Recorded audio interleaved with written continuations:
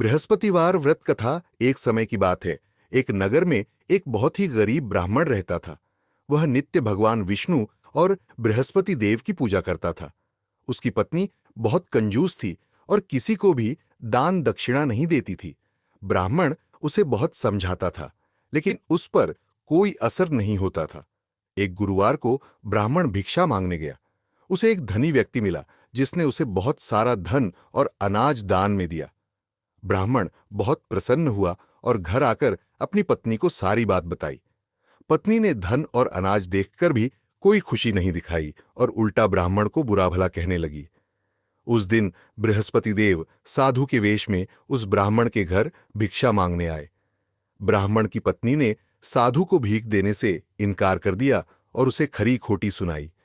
साधु यह देखकर बहुत दुखी हुए और उन्होंने ब्राह्मण से कहा, तुम एक नेक व्यक्ति हो, लेकिन तुम्हारी पत्नी बहुत ही घमंडी और कंजूस है।